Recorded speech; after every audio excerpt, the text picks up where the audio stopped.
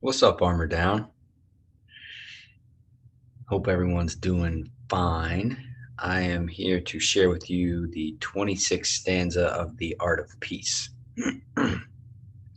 So, the Art of Peace is based on four great virtues: bravery, wisdom, love, and friendship, symbolized by fire, heaven, earth, and water. So, let's look at this from the context of the mind, right? The mind becomes a tool when you practice. So the mind isn't who you are. The mind is this resource, right? So the virtues, being the four that they are: bravery, wisdom, love, and friendship, that's kind of like the story of what that means. So if you think of your mind in the context of bravery, wisdom, love, and friendship, that's one thing. Now, if you think about what that actually is in practice, so if it's not a story, it's actually a practice, then it's described as fire, heaven, earth, and water. So you got a story, then you got the actual practice of it. And that's what's really cool about the art of peace is that, if you're not the mind, if you're not the story, right? The story's there, right? You can use language. It's something else. Well, that's what we do. That's what we practice in Patreon. So if you're a Patreon member, you'll get the understanding of what this means: fire, heaven, earth, and water. So that's these virtues in practice. Join us on Patreon. All right. So, as I mentioned to everybody, four great virtues of the art of peace: bravery, wisdom, love, friendship.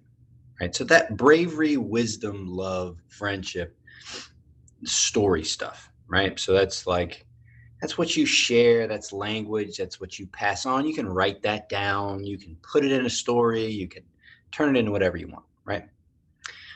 But the act itself, right, the act of doing this is symbolized by fire, heaven, earth, and water. So think about bravery, right? You go into the flame, go at fire, that's obvious, right? Wisdom, okay? Wisdom is associated with heaven. Now you've got to look at heaven in the context of, this is heaven in the context of Eastern thought, Taoist thought, Zen thought, not Christian thought, not Western thought. So heaven isn't the place you go when you die. Heaven is this place beyond what we know, what we experience. It's the sky, it's above, it's bigger than us. It transcends us. So wisdom is associated with that, and very much associated with patience. um, Love earth, right? I've talked about this before, and this is something that I constantly come back to, is that life is love, and that there is faith to be had, that life is supporting you. And you see it when you armor down. You see that love and you experience that love when you armor down. And you can experience it just Thich Nhat Hanh style, right? With each breath, seated in patience and quiet, the loving embrace of someone. It's very earthbound, um, very much accessible with your armor down, right? And then friendship, water, right? I like that one. So part of what friendship includes is the ebb and flow of friendship. Friendship isn't just this perfect thing, it's this relationship that we have to these different moments. And sometimes we can get into a rhythm where everything's smooth and wonderful and chill, and other times it's kind of rocky. But if you can work with that, flow with that, find ways to kind of blend with that, then you can keep friendship going forever. And another thing about water is water doesn't resist. Water dominates over time, but it doesn't necessarily fight back. So if you stab water, water will just whoosh, make way and then boom, pull back in.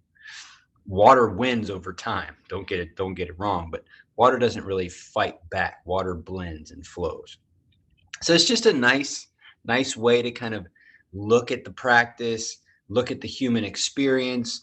We can take back in these old stuff, the old kind of ideas, not the old ideas, but the ideas I've said before that aren't mine.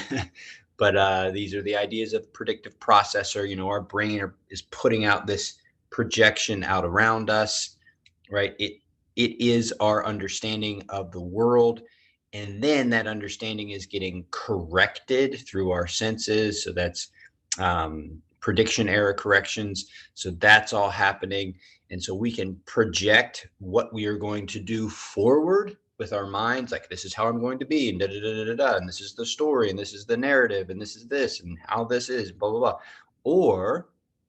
Or we can practice being fully present, settled, so that when we do move into this space, we can be like fire, heaven, earth, and water, which is the distinction between the story, the narrative, the identity, to the actual practice itself, the qualities of the experience, the quality of bravery being fire, right? That makes perfect sense. The quality of wisdom being heaven, the quality of love being friendship, or you should say maybe the action, right? The action of um, friendship, water. So I like this because it offers us an opportunity to think about or to be present with the experience of things. That's really important, the experience of things. And so we can break down the four bells today. We'll break down the four bells into, bravery, wisdom, love, and friendship. So here we go. Take a little coffee.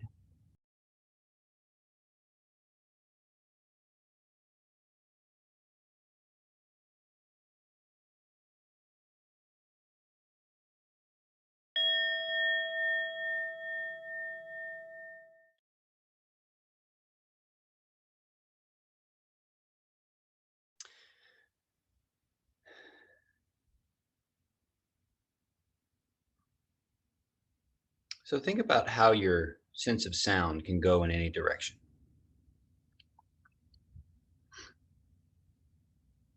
And you're kind of pushing the limits of what you're aware of. Bravery, right? So imagine your senses going further into the unknown, going deeper into where the sound is coming from, maybe really zeroing in on the patterns of sound, or just sending your sense of sound way out to capture what's there. No limits.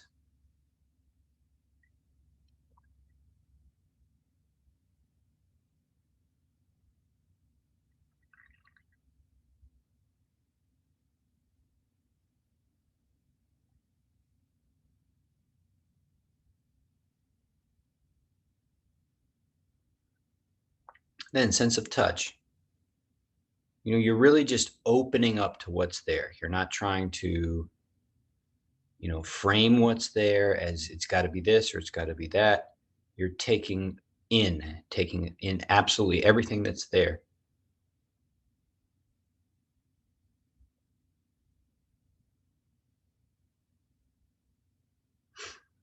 There's a willingness to accept all that is right now in this moment.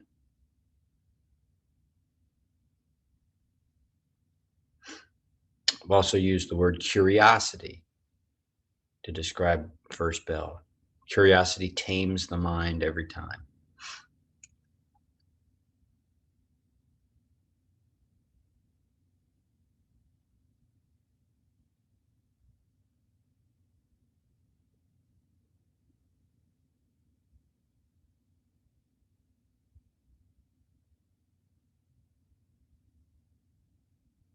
Let's go bell two.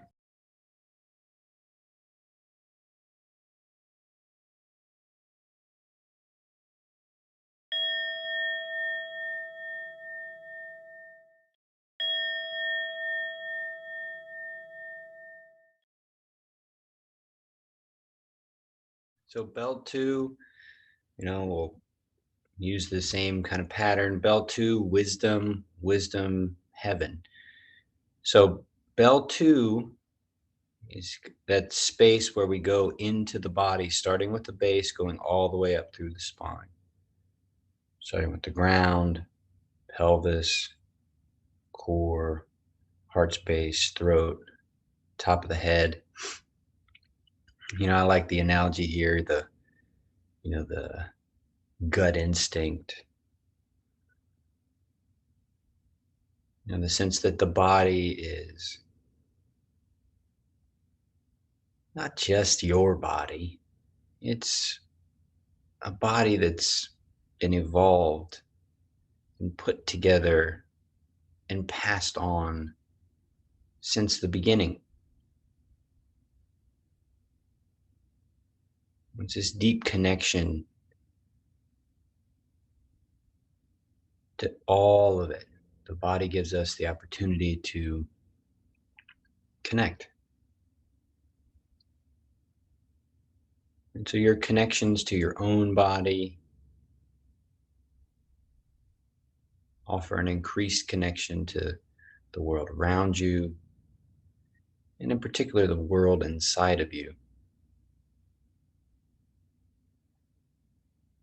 Each engagement with the ground, the pelvis, the core, the heart space, the throat, top of the head,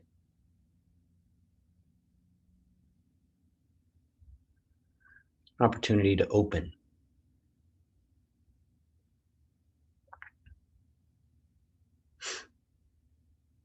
To see the resources that are there underneath or surrounding your intellect. So the resources that come from having this body.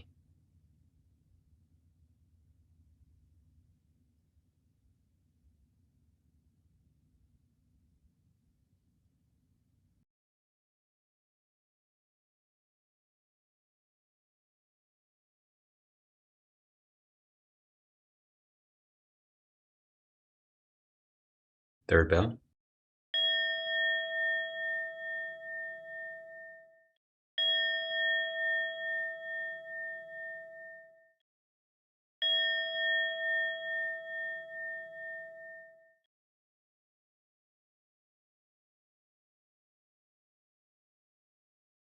Third bell breath.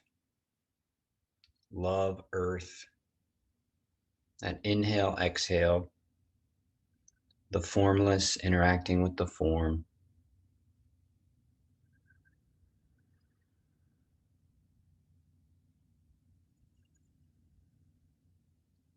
And I just feel this is adding a sense of gravitas to the moment of presence, gravitas to the moment of emptiness, emptiness in the face of a conflict or a issue, a challenge, quiet, patience, breath, settled.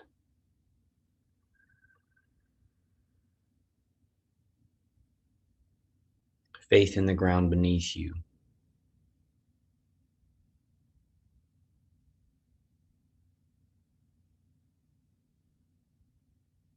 The engagement between love and wisdom. Love and this connection to the earth, earth being the form, love being that which we bring to the form, love being formless, earth being form, inhale, form, exhale, formless. But the outcome of the inhale and the exhale is a system-wide settling. I've seen it with my children. I've seen it with myself. The deepness of the breath isn't just the breath. It's the inhale, the exhale, the signaling to the nervous system, the signaling to all other systems. It's okay to be quiet and settled, and it's all safe. It's okay to open the heart.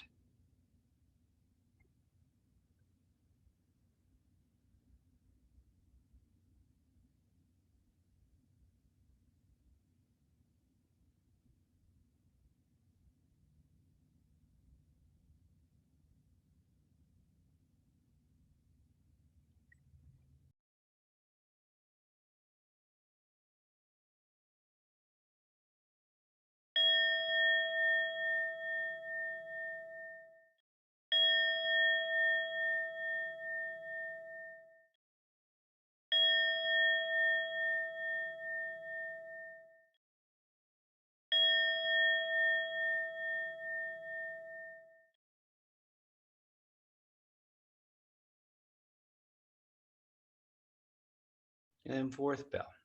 So I think of my heart as this space inside my lungs, and I like to imagine this space of friendship, right? So the heart is what connects me to each and every one of you. And one of the things I've kind of noticed is when I put my attention on my heart and just think of my heart as like opening, right? Not the language of it opening, the prayer of it opening, the chant of it opening, but the experience of it opening itself. And I like that analogy, water, because that's kind of what it feels like. If you had something in a jar, an object, and you surrounded that object with water, what would the object, from the perspective of the object, feel like? Hasn't moved, but it's been surrounded by water. I can kind of get down with that analogy. I've started to notice my heart, like the sensation of my heart when I'm in the mindset or in the practice of gratitude or love. Just the sensation of my heart. The sensation of my heart when I'm sitting in the room with my kids playing. Not what they're playing, why they're playing, how long they get to play, but just sitting with them while they're playing and listening with my heart. The analogy of like water, flow. My heart spreads out like water. So I'm just going to visualize my kids playing like they were last night, their little voices and their little toes. Just feel my heart.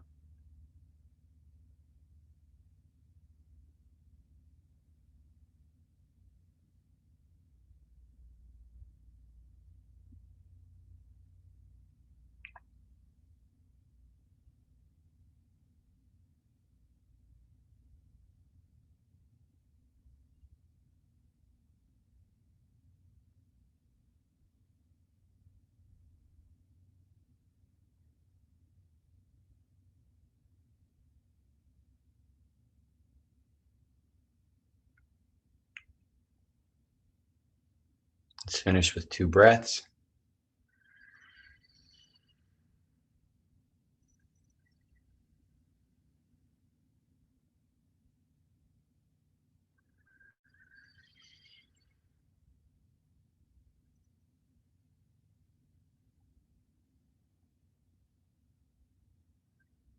Let's add some layers, right? Add some layers to 4 bells. I'll tell you what, it is the best feeling more and more and more what this open-hearted thing is. Like it's such a different relationship to things. I hope you're finding it too. See you later.